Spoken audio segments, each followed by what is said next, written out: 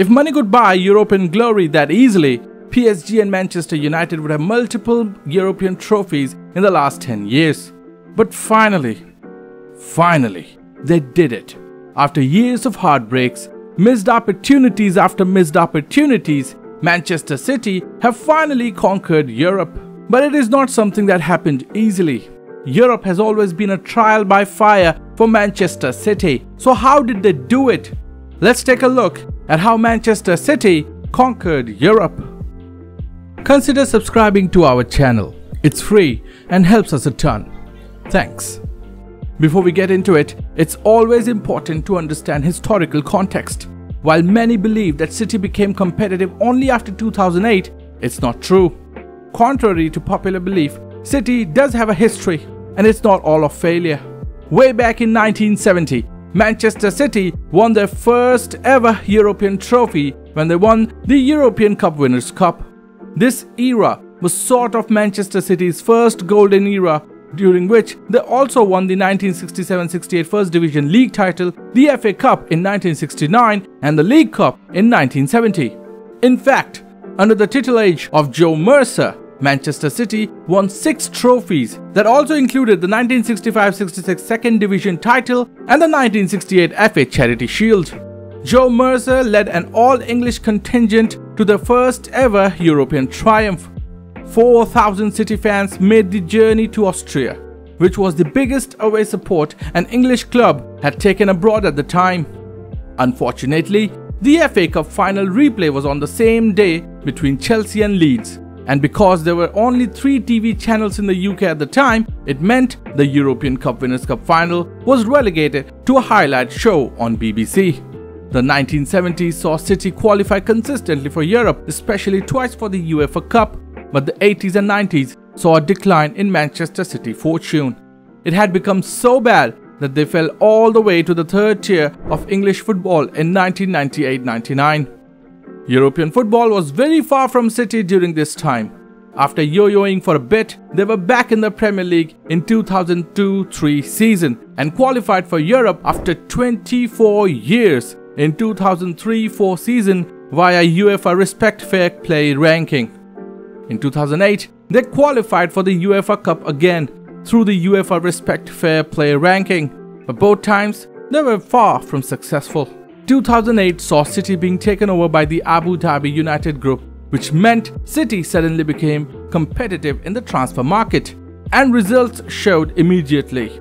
In 2009, the UEFA Cup had become UEFA Europa League, and City qualified for it by the virtue of being 5th in the Premier League table in 2009-10 season. They progressed all the way to the round of 16 but were eliminated by Dynamo Kiev. 2010-11 saw them placed 3rd in the Premier League, which meant they had qualified for the UEFA Champions League for the first time since 1968. The owners were ambitious, and qualifying for the Champions League was only part of the ambition. To be truly called an elite club, the Champions League trophy is paramount, and that's what City set out to do. The 2011-12 saw City play in the Champions League for the first time since the takeover. It was always going to be a tough campaign, and it proved to be such. While domestically, City ended up winning their first league title in 44 years in a dramatic fashion, Europe proved to be a trial by fire. They were placed in a group of death with Bayern Munich, Villarreal and Napoli. They failed to get out of the group and ended in a 3rd position that sent them down to the Europa League. There, they were able to beat Porto but couldn't get past Sporting Lisbon.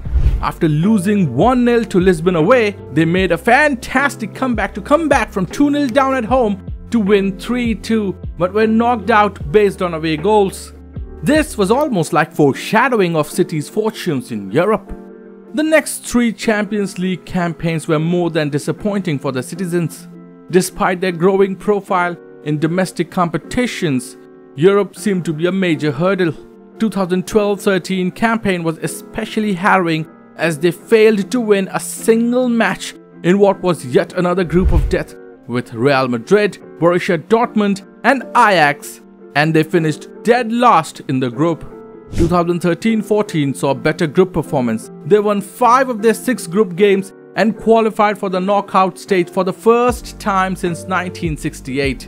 However, they were drawn against a rampaging Barcelona who ended up beating them 4-1 on aggregate. The next campaign was similar as they once again got out of the group only to be eliminated by Barcelona in the round of 16, this time going down 3-1 on aggregate. There was progress, but it wasn't to be for City in Europe yet. 2015-16 season, however, saw the best campaign of Manchester City pre-Guardiola. Manchester City not only got out of their group, but also went all the way to semi-finals, beating Dynamo Kiev and PSG in the knockouts en route these semi-finals. There, they barely lost to Real Madrid, drawing 0-0 at home and losing 1-0 away at Santiago Bernabeu. Real Madrid went on to win the Champions League that season. 2016 saw a change in the guard and attitude of the Manchester City hierarchy. Manchester City owners had installed former Barcelona executives Shaqiri Destined and Ferran Soriano as the director of the football and CEO of the club respectively in 2012. Manchester City board wanted Pep Guardiola when he left Barcelona, but he went on a sabbatical for a year before joining Bayern Munich. However, the conditions at the club were made conducive for Pep's arrival, and in 2016, they finally got him. Pep had found great success with Barcelona, winning 2 Champions League trophies alongside a host of domestic accolades. While he didn't have the same European success with Bayern Munich, he still made Bayern Munich a formidable side. We have covered Pep's time as a coach from Barcelona to Manchester City that you can watch here. It will be safe to say that Pep was brought in to take Manchester City to that next level, especially in Europe. Guardiola's first season in Manchester City dugout proved to be trophyless. There was some progress as Manchester City were able to beat Barcelona at home after having lost to them at Camp Nou. In the round of 16 against Monaco, the dreaded away goals metric came back to haunt them, as after beating Monaco 5-3 at the Etihad, City lost away to them 3-1, drawing 6-all on aggregate, but got knocked out on away goals. 2017-18 season saw Manchester City break all sorts of domestic records as they ended up with 100 points and also won the League Cup, but the Champions League campaign fizzled out once again. They did better than last time, this time progressing to the quarterfinals, but they were overwhelmed by Liverpool in both legs, losing 5-1 on aggregate. The 2018-19 yet again saw Manchester City walk in as the favourites to win the whole thing. Domestically, this turned out to be the most successful campaign yet, winning the domestic treble of the Premier League, the FA Cup and the League Cup. Some would even consider this quadruple as they also won the Community Shield. But Europe was still a step too far. Yet again, City were able to make it to the quarterfinals where they were yet again facing an English team. This time, Tottenham Hotspurs. City lost away to Spurs 1-0 where Aguero missed a penalty. In the return leg in what proved to be a dramatic game, the goals flowed. City were leading 4-2 with around 20 minutes remaining when Spurs scored a controversial goal. In the injury time, it seemed like Sterling had scored to put City in the semi-finals, but it was ruled offside and City were yet again knocked out on away goals. They had swept all the domestic trophies only for yet again go out of Europe on away goals. The 2019-20 season saw Pep acknowledging the need for City to win in Europe, stating that he will be judged by their performances in Champions League. City once again got out of the group successfully and this time were matched against Real Madrid in the round of 16.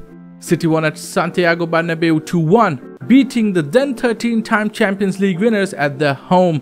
However, due to the pandemic, all football competitions were suspended and it only resumed in August of 2020. When they returned, Manchester City beat Real Madrid again at home, collecting their biggest scalp till date in Europe.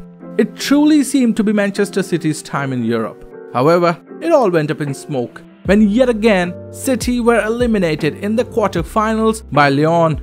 In a dramatic match, Raheem Sterling had a golden opportunity to equalize when the score stood 2-1, only to miss an easy tap-in, and then Lyon scored on the break, eventually defeating City 3-1. 2020-21 season finally saw Guardiola's side break the quarter-final curse as they finally made it to the final of the Champions League for the first time in their history.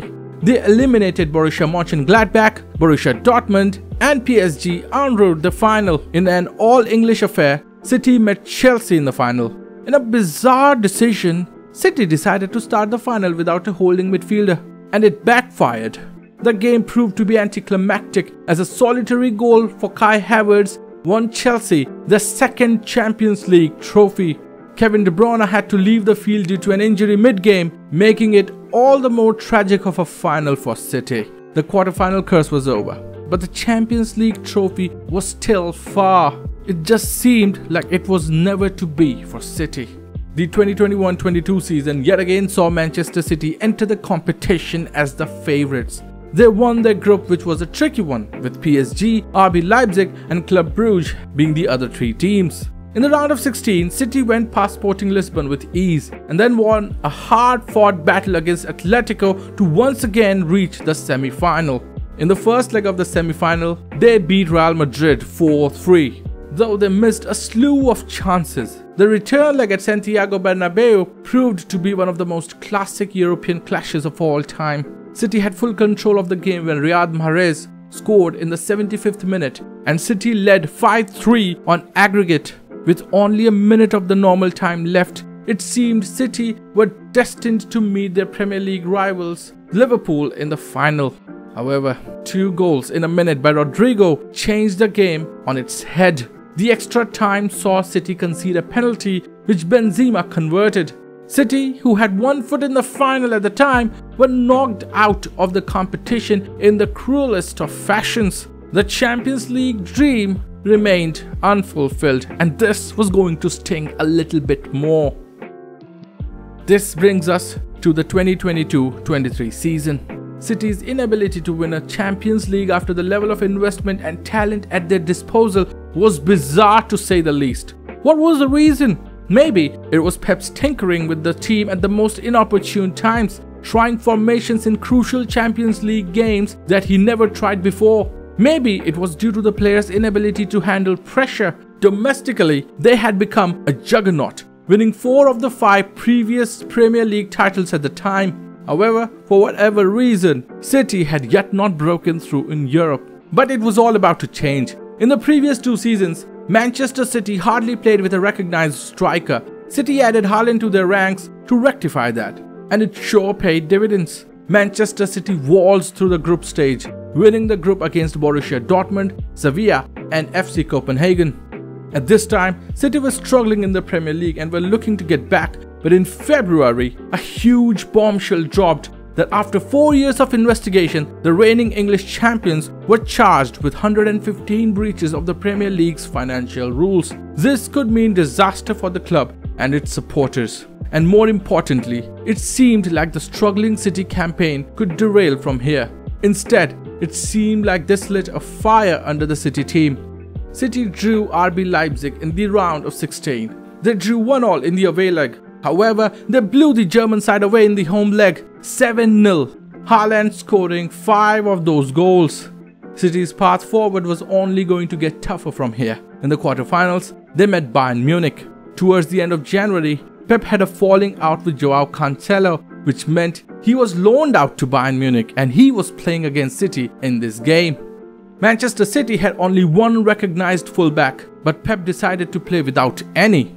City had 4 centre-backs at the back and it proved to be a masterstroke. Despite Bayern dominating a good chunk of the game, City emerged victorious as they punished Bayern's mistakes and beat them 3-0. The game at the Allianz Arena became a mere formality.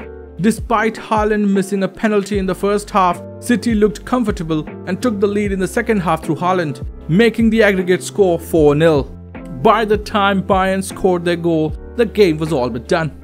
A 4-1 aggregate score indicates a City dominance, but their sternest test was yet to come. Manchester City once again met Real Madrid in the semi-finals. The first leg at the Bernabeu proved to be a rather tame affair, with both teams level at 1-1 through 2 extraordinary goals scored by Vinicius Jr. and Kevin De Bruyne. Going into the second leg at the Etihad, everyone remembered what Real Madrid did the previous season. But in what proved to be the best football played by Manchester City in maybe ever, Haaland failed to convert a couple of early chances, but City made breakthrough through Bernardo Silva in the 23rd minute and doubled their lead through him again 13 minutes later. The wounds from the last season's semi-final were still fresh, but this time City did not let Real Madrid back in the game. The second half saw City score 2 more goals, ending the game 4-0 and the tie 5-1 on aggregate. The ghost of the last season was truly buried. This brings us to the final of the Champions League of the season 2022-23. City were yet again triumphant on the domestic front, having come into scintillating form towards the back end of the season and winning the Premier League with 3 games to spare. They also won the FA Cup, beating their local rivals Manchester United 2-1 in the final, which meant they truly were at the cusp of history.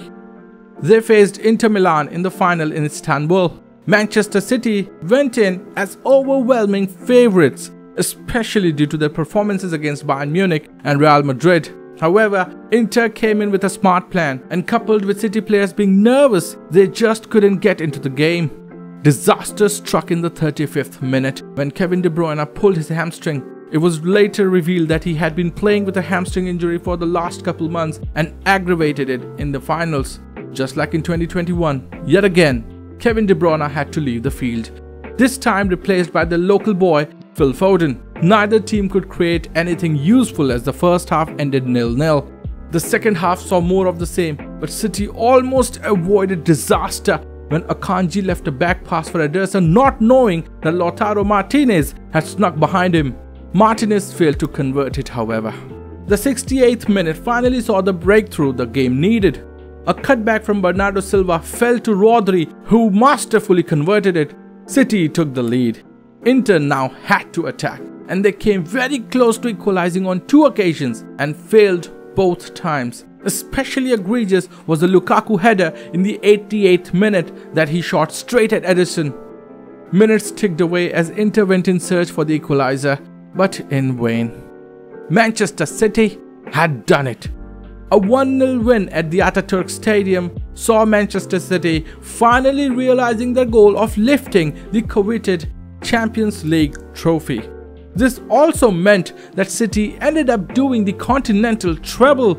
In doing so, they became only the second English club to do the treble, matching Manchester United's treble from 1999. They had just written their name in the history books. For Guardiola, this was his 3rd Champions League trophy. He's tied with Bob Paisley and Zinedine Zidane, with only Carlo Ancelotti having more Champions League titles. Though it's football and one is never enough, it seems that the ambition with which the Manchester City project had begun has reached its logical destination. The club's most successful period doesn't come without caveats and question marks, but that's a topic for another time. Ever since the takeover, the question always arose if Manchester City can be counted in the elites. While domestically Manchester City became a behemoth, people kept asking if Manchester City had the fortitude to become European champions. Whether it was luck or tactical mishaps, Europe always seemed a step too far. But now that City have conquered the pinnacle of continental football, it begs the question, what's next for Pep's all-conquering team? Well, we'll find out in due time. Thank you for watching. Like if you liked it, share if you find it worthy, and subscribe. This is Salty Football.